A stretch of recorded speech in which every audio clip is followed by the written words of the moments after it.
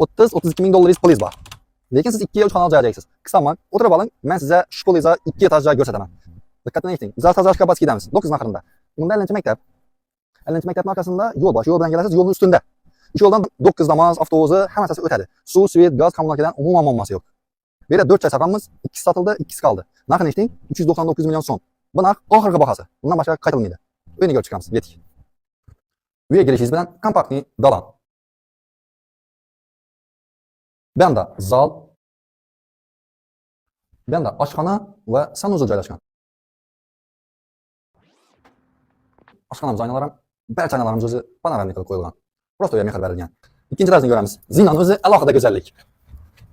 Ikkinchi etajda 2 spalni, 1 zal. Undan tashqari sanuzul ham bor tarafda. Bu yerda birinchi zal. Bu yerda kattalar uchun yotoqxona. Bunda esa detskiy yotoqxona. Bunda sanuzul. Balkonga chiqasiz. Balkon razmeri ham 3.90 ga salkam 1 metr. Uyimizda yana bir yutuqni aytaymi? Har bir uy uchun alohida lyuk qo'ygan shipertina chiqishi uchun. Shiperni balandligi ham balandligi 270, pasiyeri bo'lsa 160. O'zingiz territoriyangizni alohida qilib olib, bu lyukdan chiqib bemalol shipertina foydalansangiz ham bo'laveradi.